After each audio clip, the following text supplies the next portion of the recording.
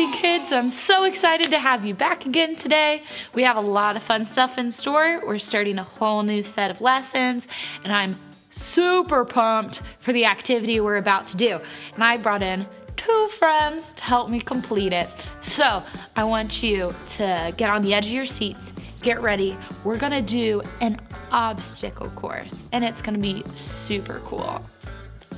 So this week, we are learning about God guiding us through difficult situation and how He's always with us. So I built, as our activity this week, a special obstacle course for Pastor Ken to lead Miss Lena through. So she's going to have to go through the picture frame, between the tables, over this table, between the row of chairs, and over this chair to get back out of the room.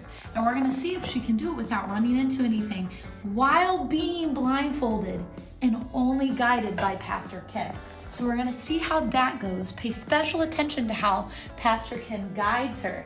And then later, when our lesson is over, if you want, you can ask your parents if you can make your own obstacle course in your house.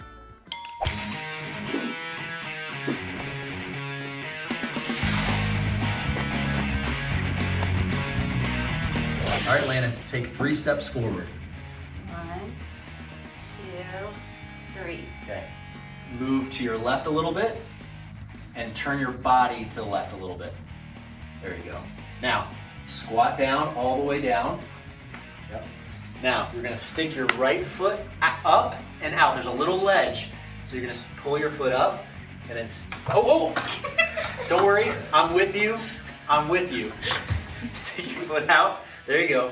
And now you're going to follow your foot, put your right arm out, and then follow your arm. Watch your head scoot back just a little bit. Scoot back. Now lift your left foot up into the air. Lift your left foot and down. Good. All right. Now, you're going to shimmy just a little bit forward. A little shimmy. Forward? Yep. All right. Now, put your hands out to the side, and then you're going to move your right foot like it's pointing towards your right hand. No, on the ground though. And you're gonna keep it twisted more. Yeah, now you have to shimmy that way, like that. And follow, yep. It's a tight space, it's really tight. So shimmy, move your left foot back the other way. There you go, and shimmy. There you go, keep shimmying. Almost out, shimmy, and stop. Now, you're gonna turn to your right. Now you got a big obstacle right in front of you. So you're gonna get all the way down, and you have to get down onto your knees. Just be careful, there's an object in front of you. And you're gonna have to get underneath it. You're gonna have to go way down really low. There you go, up, all the way low. And then you're gonna crawl nice and slowly through. Keep crawling. You're almost there. Keep crawling. Move to your right a little bit. There's obstacles in your way. Trust my voice. All right, and stop. Now you can stand straight up. Yep. And stand straight up. Now, the most difficult part, you're gonna move to forward a little bit right diagonal. There you go. All right, move your left shoulder more towards the right. There you go. Now walk forward.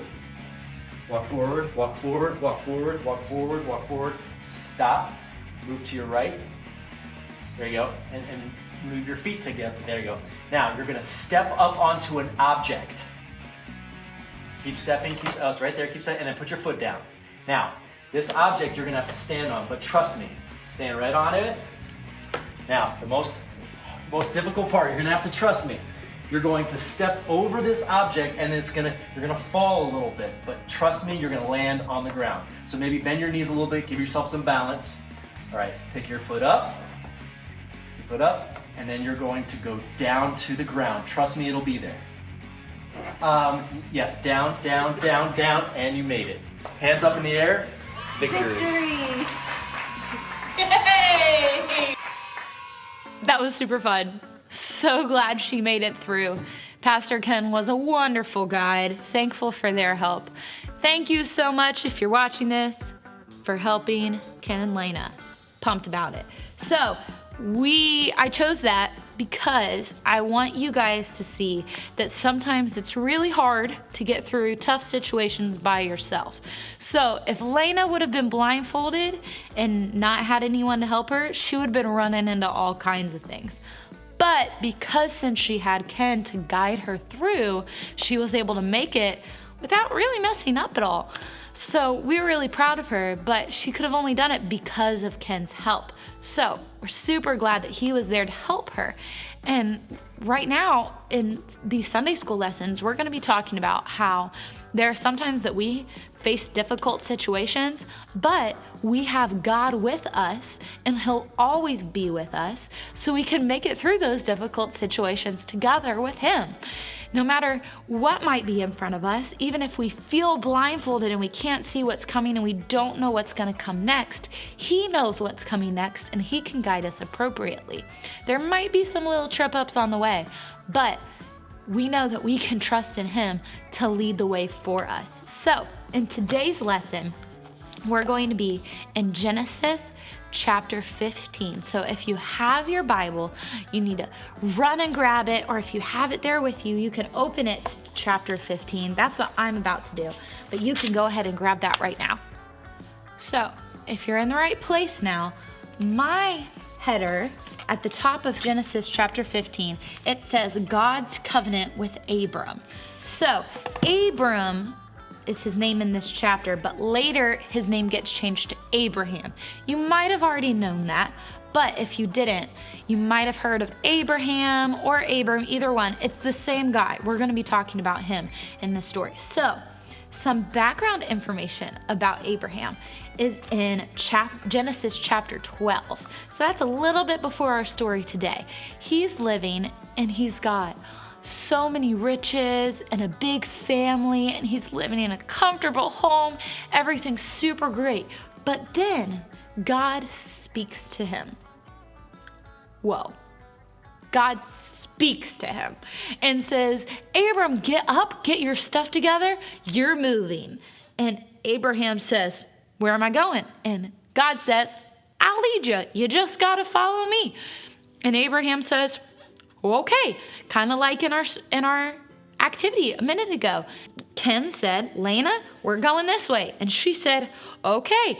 She didn't know where he was taking her, but she knew that she could trust him. In the same way, Abraham knew that he could trust God. So he got all his stuff together. He got his family and all of his belongings, and he packed them up, and he said, here we go, we're moving out.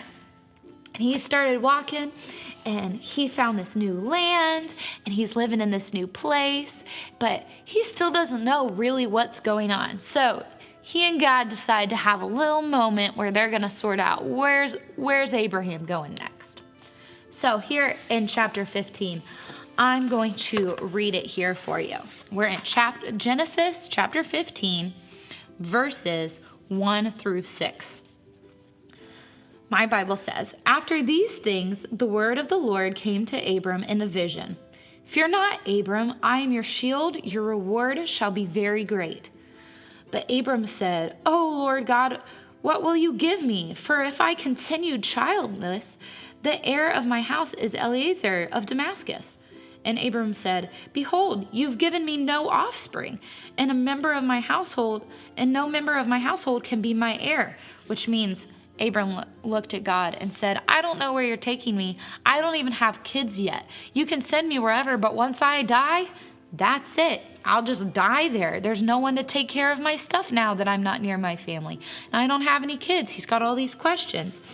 And it says, behold, the word of the Lord came to him, which means God spoke to him and said, this man shall not be your heir. Your very own son will be your heir. And he brought him outside and said, look up toward heaven. He says, look up and number the stars, if you are able to number them. Have you ever looked up at the stars? Do you ever go outside and just look up and see, wow, there's so many stars outside? That's what God said. But he would have seen even more back then. And God told Abram to go outside and look up to the stars and see how many stars there were. And if you are able to number them, he said, so shall your offspring be, which means you'll have that many sons, grandsons, great-grandsons, children, everybody all together from your family. You'll have that many people. Even though he doesn't have a son then, Abram believed him. It says, he believed the Lord. Abram believed the Lord, and he counted to him as righteousness. So even though he had questions and there were some things that didn't make sense, it still says he believed the Lord. Even if it didn't make sense to him, he knew that God was going to be with him and God was going to be in control. So he had questions, but he trusted God. So what was his first question? What was the thing that was the most important to him? Do you remember? Yeah. He didn't have any kids. He didn't know what he was going to do without a son. Where was all of his stuff going to go? What was going to happen to the land now that he was far away from home if he didn't have any kids to pass it on to? So he was wondering, what's going to happen to everything if I don't have a son? And what did God tell him? To go outside, look up at the sky, and however many stars he saw, those would be his descendants. Those would be his family. He would have that many people in his land. So Abraham knew our life application for this week. So it's going to be on the bottom of your screen right here. It says that God is always with us. Can you say that? God is always with us. Even when Abraham was in his first land, God came to him and was speaking to him there. And then when he left, God was still speaking to him. And then as he grew older, God was still speaking to him. And he was still making promises. Abraham, I'm going to take care of you. I'm going to give you children. I'm going to give you grandchildren. I'm going to be with you always. That's what God promises Abraham. So we see that God is with us always. But later, if you fast forward in our story, that's in Genesis chapter 15, like 10 years go by, like a long time happens. Like some of you guys might not even be 10 years old. Longer than that goes by, and he still doesn't have a son. And Abraham's now pretty old. He's like 100 years old. He's like an old man. And so is his wife. His wife's name's Sarah. And Sarah's really old too. And they're starting to say, God, I want to trust you, but we don't know what's happening. Why don't we have a son yet? And chapter 21, if you fast forward mine, in Genesis chapter 21, it says, the birth of Isaac. So that's really cool because even though she was old, God kept his promises. She still had a baby, and his name was Isaac. And Isaac, the Bible tells us, Isaac means laughter. Laughter means like it's a joke. Like people were like, okay, come on, you're kidding. This is a joke, right? She's not going to have a baby. But no, he's really there. They really have a baby, and his name's Isaac, and it's amazing. And God kept his promises. And that's our bottom line for this week. So before, for our life application, we learned God is always with us.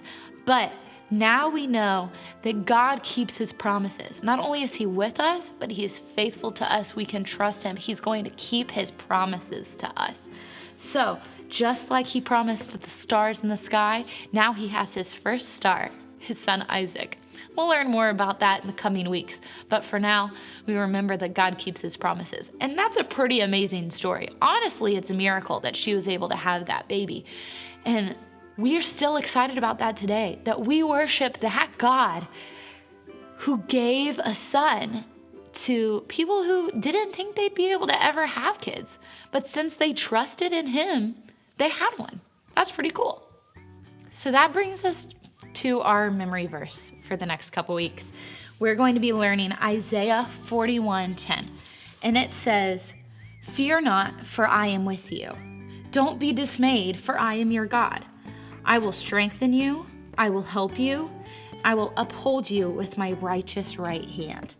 So I'm going to be sending out this page for you guys to work on, and it has some blanks in it that you can fill in and look up the verse, Isaiah 41:10, and you can fill in the blanks. And slowly as you go down, there are more and more blanks. So you have to see if you can copy it all those times. And then it says at the bottom, try and write the whole thing on the back without looking. See if you can have it memorized and write the whole thing on the back after you've filled out the front.